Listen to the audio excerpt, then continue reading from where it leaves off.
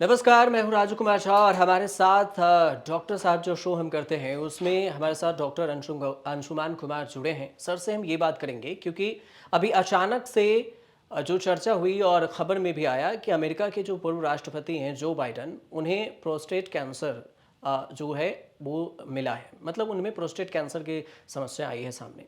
तो समझना ज़रूरी ये था कि ये प्रोस्टेट कैंसर आखिर क्या है। तो हमने डॉक्टर अंशुमान सर से रिक्वेस्ट किया, अंशुमान सर आए हैं तो हम इससे विस्तार से बातचीत करेंगे कि सर ये प्रोस्टेट कैंसर क्या है, किन लोगों को हो सकता है, कि इस खतरा को कैसे पहले हम पहचान सकते हैं, सब कुछ एक एक कर समझते हैं। सर, न्यूज़ तक में आपका पहले बहुत बहुत स्वागत है। सर, जो बाइडन सर हैं उनका जो अभी आया खबर में आया, उसके बाद हमें जानकारी ये भी मिली कि प्रोस्टेट कैंसर उन्हें हुआ है। तो हम अगर शुरू में समझे तो ये होता क्या है? फोर्थ स्टेज है उनका जो इस कैंसर का। जी, जी, बिल्कुल।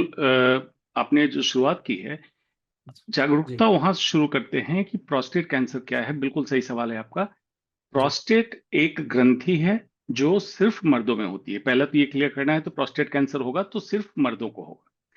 ठीक है। पेशाब की थैली के नीचे एक हम्म। ग्लैंड है जिसको प्रोस्टेट ग्लैंड कहते हैं। उसी हम्म। में कैंसर का हो जाना प्रोस्टेट हम्म। कैंसर कहा गया। अब कैंसर का हम्म। जो कॉमन डेफिनेशन है वो प्रोस्टेट कैंसर पे भी एप्लीकेबल है कि हम्म। उद्देश्य विहीन बेतरतीब शरीर के अंदर अपनी कोशिकाओं का ही वृद्धि हम्म। होने लगे। हम्म। इसकी कोशिकाएं मरणशील जो प्रकृति होती है वो खत्म हो जाए, एक अंग से दूसरे अंग में जाने लगे, इसी को कैंसर कहते हैं। तो प्रोस्टेट ठीक के है। कोशिकाओं में बदलाव होकर कैंसर का रूप ले ले। और हम्म। जैसा जो बाइडेन साहब की भी रिपोर्ट में डिक्लेयर किया गया है कि ऑलरेडी मेटास्टेसिस मतलब स्टेज हम्म। 4 में पता चला है, मतलब जी। हड्डियों तक प्रोस्टेट से उठ के बीमारी पहुंच चुकी है। तो ये है हम्म। Prostate cancer. हम्म। तो सर, इसमें यही है कि जो आप पहले बोले हड्डियों तक पहुंच चुकी है, तो ये स्टेज पहले समझ लेते कि स्टेज 1 या फिर 2 या 3 जो होगा ये, क्या ये शुरुआती स्टेज में पता नहीं चल पाया कि इनको फोर्थ स्टेज तक हो गया, या फिर जानकारी थी, क्या कैसे थी सर? बिल्कुल।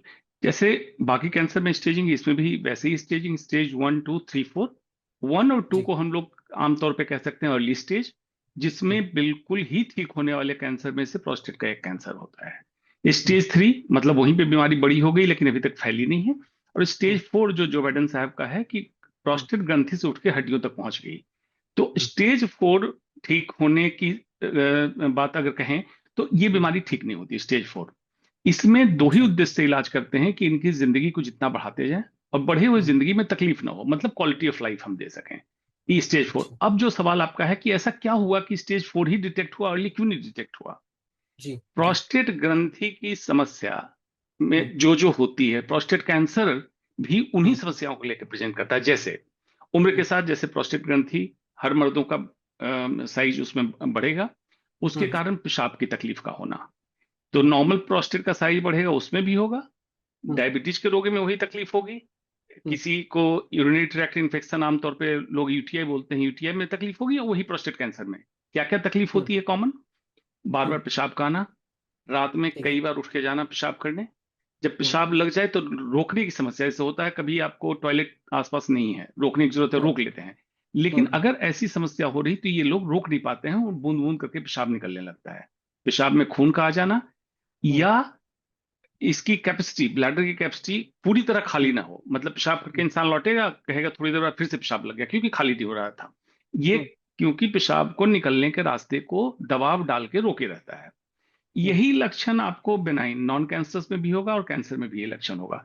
तो आमतौर पे इसी दुविधा में इग्नोर हो जाता है कि हो सकता है यूटीआई हो सकता है डायबिटीज की समस्या हो। डॉक्टर भी कभी इग्नोर कर देते हैं कि उनको कॉमन मेडिसिन दे दी गई, प्रोस्टेट कैंसर की जांच नहीं हुई। उसी हम्म। में ये कैंसर बढ़ता बढ़ता स्टेज 4 जब आता है तो ये हम्म। ग्रंथि से उठ के बाहर चला गया। और इलाज के लेवल पे जो मैंने कहा, दो ही उद्देश्य से इलाज करना है, to prolong the hmm. Life and give quality hmm. Of life. Sir, ये अर्लियर स्टेज में अगर पता करना हो तो सबसे पहले तो सवाल ये होता है कि ये किन किन लोगों में इसकी जो समस्या है वो ज़्यादा होने की संभावना रहती है, कि प्रोस्टेट कैंसर अगर हो रहा है तो इन लोगों की उम्र में या फिर इन लोगों में हो सकता है, कोई ऐसा लक्षण दिखे बिल्कुल। शुरू के देखिए स्टेज में? जी, पहले तो माना जाता था कि प्रोस्टेट कैंसर सिर्फ वेस्ट की प्रॉब्लम है। वेस्ट से मतलब है अमेरिका, यूरोप, ऐसे कंट्री में होता है। लेकिन हम्म। भारत में भी प्रोस्टेट कैंसर काफी कॉमन हो चुका है।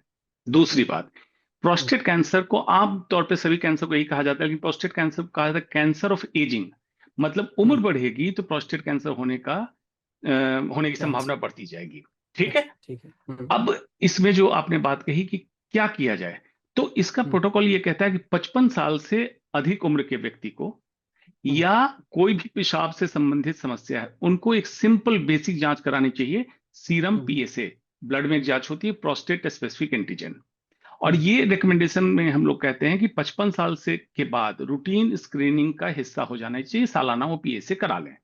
और ठीक कभी है। भी पीएसए बढ़ता नजर आए तो हम्म, जांच कर ली जाए कि पीएसए बढ़ने के कारण क्या कोई इन्फेक्शन है, या हम्म, प्रोस्टेट की साधारण बीमारी जिसको बीपीएच कहते हैं, बिनाइन प्रोस्टेटिक हाइपरट्रॉफी या हाइपरप्लेजिया, या हम्म, प्रोस्टेट कैंसर है। तो हम्म, प्रोस्टेट कैंसर की संभावना लगती है, पीएसए बढ़ा, आपने बायोप्सी कर ली, बायोप्सी में पता चल गया कैंसर है, अर्ली स्टेज में पकड़ा, हम्म, बिल्कुल पूरी तरह ये क्योर हो जाता है। तो हम्म, रूटीन स्क्रीनिंग सीरम पीएसए का। और दूसरा, हम्म, पेशाब की कोई भी तकलीफ हो तो हम्म। जांच अब करा ही रहे हैं तो एक पीएसए की जांच करा लें, ताकि कैंसर आपका मिस ना हो। बस इतनी जागरूकता की जरूरत है। अच्छा सर, इसमें ये चीज़ बताइए कि जैसे नॉर्मल समस्या प्रोस्टेट को लेकर जो होती है, कैंसर से अगर हम साइड करें, तो जो छोटी छोटी समस्या होती है कि क्या मान लिया जाए कि स्पर्म बनने की जो प्रक्रिया है वो भी तो प्रोस्टेट में ही होती है। तो अगर इसमें कोई छोटी सी भी त्रुटि होती है अगर प्रोस्टेट में, तो फिर क्या मान मान लिया जाएगा ऐसा कि ये कैंसर के स्टेज की ओर बढ़ सकती है या कैंसर हो सकता है? जी, पहले तो एक क्लियर करते हैं कि स्पर्म और सीमेन दो शब्द हम्म, का इस्तेमाल किया जाता है कि अगर मेल के स्राव की बात करें तो स्पर्म तो ठीक हो है। गया शुक्राणु जो अंदर है, हाँ। और सीमेन राइट। हाँ। मतलब टोटल जो फ्लूइड लिक्विड निकलता है, तरल पदार्थ निकलता है, उस पूरे को कहते हैं हम्म, स्पर्म, हम्म, सीमेन। तो सीमेंट, ठीक है। स्पर्म बनने का काम टेस्टिस में है, जिसको अंडकोश कहते हैं। हम्म, और हम्म, प्रोस्टेट ग्रंथि और सेमिनल वेसिकल एक थैली जैसी चीज होती है, इसका काम होता है इस स्पर्म को हम्म, लिक्विड जो तरल पदार्थ कैरी करके ले जाए सीमेंट बनाने के लिए, इसका स्राव, इसका हम्म, रस प्रोस्टेट से हम्म, निकल के आता है। तो प्रोस्टेट अच्छा। डायरेक्टली स्पर्म बनाने में रिस्पॉन्सिबल नहीं है, स्पर्म को कैरी करने के लिए एक मीडियम का काम करता है। अब जो आपने बात पूछी, कोई आम समस्या, किसी आम समस्या से जैसे इन्फेक्शन, हम्म, यूटीआई, हम्म, या कोई भी प्रोस्टेट या टेस्टिस से संबंधित समस्या से प्रोस्टेट कैंसर क्या खतरा बढ़ता है? Answer is hmm, no. उससे कोई खतरा नहीं अच्छा। बढ़ता है। प्रोस्टेट कैंसर का डेवलपमेंट बिल्कुल अलग ही अलहदा प्रोसेस है, उस प्रोसेस के थ्रू होगा। इसका किसी भी दूसरी बीमारी से, जैसे इन्फेक्शन जैसी बीमारी से, कोई लेना देना नहीं है। अच्छा सर, ये एक कुछ रिसर्च जो था, मैं कुछ रिसर्च देख रहा था तो उसमें ये था सर कि जो धूम्रपान करते हैं वो प्रोस्टेटाइटिस और बीएमआई मतलब 30 से जिनका अधिक हो, मतलब कि मोटापा होना इन सब में, या यौन संचालित जो एसटीआई है, इन सब के कारण भी हो सकते हैं क्या ये प्रोस्टेट कैंसर की बात जो है? ये सब जो टर्म है सर, ये डॉक्टर के टर्म में आप ही बता सकते हैं कि ये क्या है, क्या क्या कुछ है, इससे समस्या हो सकती है, इससे रिलेटेड है या नहीं? बिल्कुल। सबसे अहम बात आपने जो कही, बीएमआई, हम्म, जो बॉडी मास इंडेक्स है, मतलब मोटापा, और खास हम्म, करके सेंट्रल ओबेसिटी, मतलब हम्म, पेट के ऊपर या कमर के ऊपर चर्बी का होना, आमतौर पे हिंदुस्तान में इस तरह का मोटापा कॉमन है। विदेशों में हम्म, आप देखेंगे तो इंसान हम्म, ऊपर से नीचे पूरा मोटा होगा। हम्म, हिंदुस्तान में देखेंगे जिसको हम कहते हैं toffee, thin from hmm, outside fat from inside, TOFI। हम्म, मतलब हम्म, इंसान अपेरेंटली दुबला पतला होगा लेकिन उसका पेट निकला होगा, विसरल फैट। हम्म, हम्म, ऐसे मोटापे या जनरलाइज बीएमआई अगर बढ़ा हो, 30 से ऊपर हो, तो प्रोस्टेट हम्म, कैंसर का चांस बढ़ता है। स्मोकिंग प्रोस्टेट कैंसर को डेवलप होने में, इसको आगे बढ़ाने में, स्मोकिंग हम्म, एक तरह से जहर में, आप समझ लीजिए आग में घी का काम करता है, ये भी हम्म, रिस्पॉन्सिबल है। हम्म, सेक्सुअली ट्रांसमिटेड STI जो कहते हैं, वो हम्म, डायरेक्टली प्रोस्टेट कैंसर के रिस्पॉन्सिबल है, प्रोस्टेटाइटिस कराता है। हम्म, प्रोस्टेटाइटिस में भी सीरम पीएसए बढ़ाएगा, तो लोग घबरा हम्म, जाते हैं कि इन्फेक्शन हुआ, पीएसए बढ़ाया, कैंसर हो गया। ऐसा नहीं हम्म, है। आपका हम्म, इन्फेक्शन की दवा चलेगी, पीएसए हम्म, इन्फेक्शन में डाउन हो जाएगा, लेकिन हम्म, कैंसर में पीएसए डाउन नहीं होगा जब तक कि कैंसर का इलाज ना हो। हम्म। सर, एक एक और ये सवाल था, सवाल ये है कि जो प्रोस्टेट कैंसर है उसका हम ट्रीटमेंट अगर करें तो ये कैसे होगा? मतलब होता होगा कैसे कि ट्रीटमेंट करें, अगर सिंपल आसान भाषा में समझा सके हम दर्शकों को तो। बिल्कुल। स्टेज 1, स्टेज 2, हम्म, इसमें तो जो ट्रीटमेंट है, सर्जरी करके, हम्म, प्रोस्टेट को हम्म, रोबोट से सर्जरी हो जाती है, इसलिए अब कोई बड़ा इंसिजन भी नहीं होता है, बड़ा चीरा भी नहीं लगाना पड़ता है, प्रोस्टेट को हम्म, निकाल देते हैं। हम्म, दूसरा जो ट्रीटमेंट स्टेज 1 स्टेज 2 का, रेडियोथेरेपी, मतलब सर्जरी की भी जरूरत ना हो, रेडिएशन दे दो, प्रोस्टेट के अंदर जो सेल्स हैं जो कैंसर के, उनको हुँ, बर्न कर दो। तो ये हुँ, दोनों ट्रीटमेंट, ये ट्रीटमेंट डिसीजन की कौन सा ट्रीटमेंट किसमें करना चाहिए, ये हुँ, ऑन्कोलॉजिस्ट का काम होता है। तो हुँ, इसलिए कि कितना सर्वाइवल है, कौन सा स्टेज है, उसके हिसाब से इनको सर्जरी करें या रेडियोथेरेपी दें। हुँ, स्टेज 3 मतलब प्रोस्टेट हुँ, कैंसर वहीं बड़ा हो गया है, लेकिन अभी हुँ, फैला नहीं है। तो इसमें हुँ, पहले हार्मोन देते हैं ताकि इसका साइज छोटा हो जाए, उसके बाद हुँ, सर्जरी या रेडियोथेरेपी जैसे स्टेज 1 या स्टेज 2 के लिए करते हैं। और हुँ, स्टेज 4, जैसा मैंने कहा कि प्रोस्टेट कैंसर क्यूरेबल स्टेज में नहीं रहा, हमारी हुँ, कोशिश है कि prolong the life and give hmm, quality of life. तो इसमें क्या करते हैं कि प्रोस्टेट के ऑपरेशन का कोई रोल नहीं है, वो रोल खत्म हो गया। इसमें हम क्या करते हैं कि सबसे पहला काम कीजिए कि प्रोस्टेट कैंसर को खाना कहाँ से मिल रहा है। वो मिल हुँ, रहा है जो हार्मोन है, मेल हार्मोन है, आम हुँ, कॉमन लैंग्वेज में टेस्टोस्टेरोन कहते हैं, टेस्टिस हुँ, से बन रहा है। तो अंडकोश की गोली का ऑपरेशन करके वहां से हार्मोन जो सप्लाई कर रहा था प्रोस्टेट को, उसको बंद कर दिया। और उसके बाद एक टैबलेट आती है हार्मोन को, उसको देना चालू किया। ये प्रोस्टेट कैंसर के सेल को पकड़ पकड़ के मारना चालू किया। ज्यादातर प्रोस्टेट कैंसर हार्मोन सेंसिटिव होता है, मतलब हार्मोन से इस पे सुनवाई होती है। तो अगर स्टेज 4 भी है, जैसे जो बाइडेन से आपके जिनका केस हम लोग डिस्कस कर रहे हैं, तो हुँ, इसमें या तो इंजेक्शन देके या ऑपरेशन करके अंडकोश से हार्मोन के इफेक्ट को, टेस्टोस्टेरोन के इफेक्ट को प्रोस्टेट कैंसर पे बंद करके और टैबलेट पे रख देते हैं।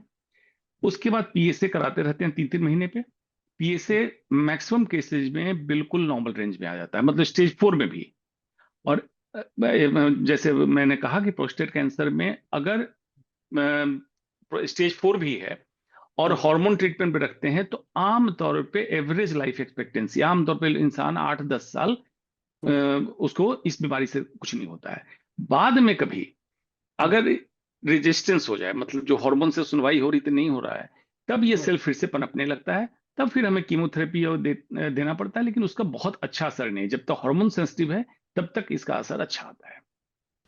सर एक आम इंसान को अगर जानना हो कि क्या उसे अगर कोई टेस्टोस्टेरोन में या फिर जो उसमें कुछ नॉर्मल भी अगर कुछ लक्षण दिख रहे हैं तो क्या वो डरने की ज़रूरत है कि उन्हें कहीं कैंसर होने की शिकायत तो नहीं होगी आगे चल के।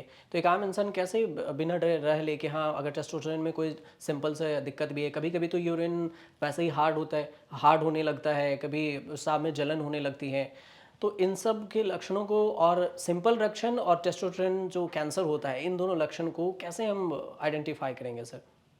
बिल्कुल सिंपल लक्षण जैसा आपने मेंशन कर दिया कि पेशाब पीला होना, पेशाब में हम्म, इन्फेक्शन का हो जाना जिसके कारण जलन हो। तो इस तरह की कभी तकलीफ हो तो इसको सिंपली ये ना समझ लें कि पानी कम पिया होगा। हो हम्म, सकता है वही कारण हो सकता है हम्म, इन्फेक्शन हो गया हो। लेकिन जब आप जांच करा रहे हैं तो एक सीरम पीएसए भी करा लें, पहला। हम्म, दूसरा, जो जो नोन रिस्क फैक्टर जिसके बारे में हमें पता है कि ये डायरेक्टली प्रोस्टेट कैंसर के चांस को बढ़ाता है, उसमें एक है हम्म, मोटापा। तो हम्म, इंसान को फिट रहने के लिए कोशिश करनी चाहिए। हम्म, दूसरा स्मोकिंग इसको बढ़ाता है, अल्कोहल का भी इनडायरेक्ट रोल देखा गया बढ़ाता है। ज्यादा कार्बोहाइड्रेट रिलेटेड फूड, ज्यादा फैट रिलेटेड फूड, उसको खाने से रिस्क बढ़ता है, ये बढ़ाता है।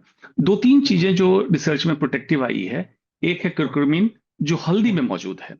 इसका कैंसर हो ना हो रोकने में काफी अच्छा रोल रिसर्च में पाया गया है। दूसरा है रेसवेट्रॉल, जो आप ब्लूबेरी, काले अंगूर में मिलता है। इसका भी देखा गया प्रोस्टेट कैंसर के प्रिवेंशन में इसका रोल है। तो अपनी जीवन शैली में, भारत में तो परंपरा है खाना बनने में हल्दी का डालना, लेकिन हल्दी को बहुत हम जब जला के भून के रसोई में पका लेते हैं, तब हम्म, इसका एक्टिव कंपोनेंट कम हो जाता है। इसलिए मैं हर समय रिकमेंड करता हूं कि कच्ची हल्दी का सेवन हर इंसान को करना चाहिए। एंटी कैंसर इसका एस्टेब्लिश रोल है। लाइफस्टाइल को फिट रखें। और संयोग से देखिए, अभी जिस विश्व के हिस्से में हूं, उसमें तो फिटनेस ऐसा है कि जिसको मैं कह सकता हूँ फिटनेस एक कल्ट यहाँ पर बना हुआ है, धर्म फिटनेस है।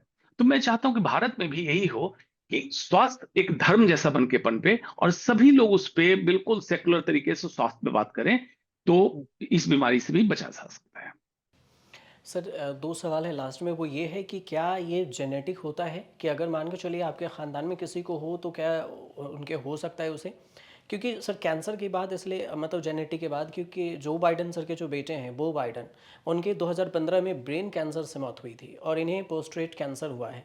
तो हम इन दोनों को अगर देख सकते हैं क्या सिमिलर करके, या फिर ऐसा कि जेनेटिक भी हो पोस्ट्रेट कैंसर? सिर्फ 5 से 10% प्रोस्टेट कैंसर जेनेटिक है। जेनेटिक का मतलब हर समय होता है कि परिवार में किसी को उसी खास तरह का कैंसर रहा, कोई जीन गड़बड़ है जो कैरी हुँ, होकर अगले पीढ़ी में पहुंच गया और उसमें भी हुँ, कैंसर हो गया। लेकिन जेनेटिक प्रोस्टेट कैंसर काफी पहले हो जाता है, मतलब इनकी उम्र अभी 86 साल है, इतने हुँ, लेट तक इंतजार नहीं करेगा, पहले हो जाएगा। इनके बेटे को 2015 में जो कैंसर हुआ था, ब्रेन ट्यूमर, हुँ, ग्लायोब्लास्टोमा मल्टीफॉर्मी, हुँ, वो एक खतरनाक वैरायटी का ब्रेन ट्यूमर है। आमतौर पर उस पर लोग क्योर नहीं हो पाते हैं। उसका सीधा संबंध प्रोस्टेट कैंसर से नहीं है। लेकिन हुँ, एक जनरल कैंसर प्रिडिस्पोजिशन, एक वर्ड होता है कि आमतौर पे कोई खास फैमिली कैंसर के लिए ज्यादा प्रोन है। तो जनरलाइज जो एक होता है किसी किसी फैमिली में टेंडेंसी, हुँ, उसमें ये जरूर सच है कि उसमें हुँ। प्रोस्टेट कैंसर का चांस भी बढ़ सकता है। ब्रेस्ट कैंसर का चांस महिलाओं में बढ़ सकता है, पुरुषों में ब्रेस्ट कैंसर का चांस बढ़ेगा। बच्चेदानी का, एंडोमेट्रियम का कैंसर ऐसी फैमिली में ज्यादा कॉमन होगा। तो वो तो जेनेटिक प्रिडिस्पोजिशन हो गया, लेकिन इनका अपने बेटे से इनका डायरेक्ट कोई संबंध इनके कैंसर का नहीं है। अच्छा, एज में सर क्या ऐसा जैसे ये आपने बताया कि 50 प्लस या 55 एज के बाद ही हो, तो क्या ये पहले भी हो सकता है क्या प्रोस्टेट कैंसर की समस्याएं कभी आपके नज़र में देखने को ऐसे मिले हो कि पहले होगा? आमतौर पे कट ऑफ हम लोग यही मानते हैं कि 55 साल, तभी स्क्रीनिंग 55 साल पे रिकमेंड की गई है। लेकिन हुँ, मैंने अपने लाइफ टाइम में 3 मरीज देखे हैं जो 45 साल से कम उम्र में प्रोस्टेट कैंसर लेकर प्रेजेंट किए थे। तो अर्ली एज में प्रोस्टेट कैंसर हो सकता है। इसलिए मैंने ये बात कही कि अगर लक्षण किसी भी पेशाब से संबंधित लक्षण हो, तो हुँ, प्रोस्टेट कैंसर की जांच जो पीएसए है, एक अल्ट्रासाउंड होता है, ट्रांसरेक्टल अल्ट्रासाउंड बोलते हैं, और जरूरत लगे तो बायोप्सी। ये 3 पिलर है प्रोस्टेट कैंसर को पकड़ने के लिए। तो ये जांच करा लेने में हर्ज नहीं है, करा लेना चाहिए। अच्छा सर, लास्ट में एक सवाल ये है मेरे दिमाग में कि क्या जिनको प्रोस्टेट कैंसर है, आपने बोला ट्रीटमेंट भी होता है, ट्रीटमेंट होता है कि उनका लाइफ स्टाइल मतलब लाइफ जो है वो ज़्यादा एक्सटेंड हो सके, बढ़ जाए। तो इस दौरान जिन्हें प्रोस्टेट कैंसर हो और ट्रीटमेंट भी हो रहा हो, उसके बाद जो लाइफ सर्कल है वो बढ़ा, लेकिन इस दौरान जो शारीरिक संबंध अगर बनाते हैं तो क्या बना सकते हैं, या इसमें भी रिस्क होता है कि आप बना नहीं सकते, या फिर कुछ हानि पहुंचा सकते हैं जी, सामने वाले को? देखिए वैज्ञानिक दृष्टिकोण से जब कैंसर का खास करके ऐसे ट्रीटमेंट चल रहा है, हार्मोन का ट्रीटमेंट चल रहा है, तो उस तरह के शारीरिक संबंध बनाने में कोई परहेज नहीं है। दूसरा, कोई भी कैंसर छुआछूत जैसी चीज नहीं है कि अगर पति को है तो पत्नी को हो जाए, ऐसा नहीं है। हम्म, लेकिन इस समय अनेक समस्याएं हैं प्रोस्टेट कैंसर के इलाज में, जैसे हार्मोन का डिस्टर्बेंसेस। तो हो हम्म, सकता है सेक्सुअल डिजायर कम हो जाए, एक संभावना हम्म, हो सकती है। प्रोस्टेट कैंसर के सर्जरी के बाद कभी अगर सर्जरी करनी पड़ी प्रोस्टेट कैंसर की, तो इम्पोर्टेंस मतलब इरेक्शन में दिक्कत होती हम्म, है, तो उसमें ये समस्या आ सकती है। तो डायरेक्टली तो नहीं, लेकिन indirectly prostate cancer sexual life पे इम्पैक्ट इनडायरेक्टली डालता है। लेकिन मैक्सिमम लोगों को देखा गया है साइकोलॉजिकल इम्पैक्ट ज्यादा होता है। साइकोलॉजिकली वो इतने डर जाते हैं कि उनका हम्म। सेक्सुअल लाइफ बिल्कुल खत्म हो जाता है। तो ऐसे डरने की जरूरत नहीं है।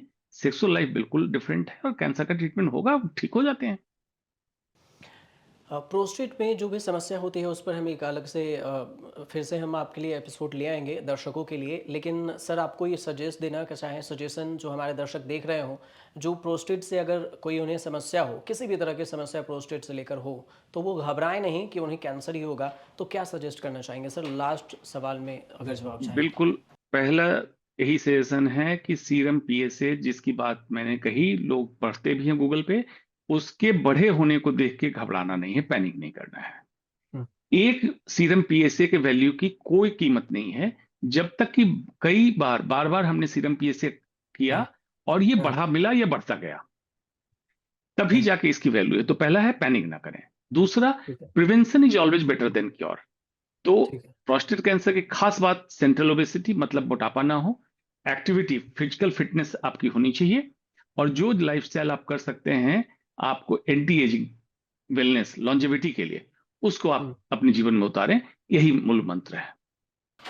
चलिए सर, उम्मीद करते हैं कि आप हमें हमें जो टाइम दिए, दर्शकों को इतना समझाए, ये दर्शक को समझ गए होंगे आसान भाषा में, और इसकी चर्चा हो रही थी, तो हम आगे एपिसोड जो होगा उसमें हम आपसे ज़रूर जुड़ेंगे जब आप वहाँ से आ जाएंगे स्वीडन से। तो अ, अब इसमें जो दर्शक है तब तक समझने के लिए जो जितनी जानकारी दी गई वो सब जानकारी पूर्ण होगी। अगर आपके पास कोई सवाल हो दर्शकों, तो आप मुझे कमेंट कर ज़रूर बता सकते हैं। हम अंशुमान सर से वो सवाल पूछ के आपसे एक अलग से एपिसोड कर देंगे। फिलहाल सर आप हमारे साथ जुड़े इसके लिए बहुत बहुत धन्यवाद न्यूज़ तक के लिए। और दर्शक आप हमारे साथ देखते रहिए, डॉक्टर साहब न्यूज़ तक पर ख़ास शो स्वास्थ्य को लेकर आपके लिए है। और तब तक दीजिए बिल्कुल अच्छा मुझे कहा और राजू अंशुमान सर राजू को। भाई आपने जी, कि जी, दर्शक ही हमें बताएं कि स्वास्थ्य संबंधित किस टॉपिक को सुनना चाहते हैं, उस पे हम अलग अलग दर्शकों का अगर कहेंगे तो उनका नाम बता के कि उन्होंने टॉपिक रेज किया था जी, और उस पर जी। एपिसोड करेंगे। जी, जी, जी। इसलिए इसलिए मैंने सर सवाल रेज़ कर दिया कि दर्शक खुद ही कमेंट करें कि आपको इस चीज़ में समस्या है, इस चीज़ से है, तो हम उस पे डायरेक्ट एपिसोड बनाएँगे। फिलहाल मुझे और अंशुमान सर को दीजिए इजाज़त। नमस्कार।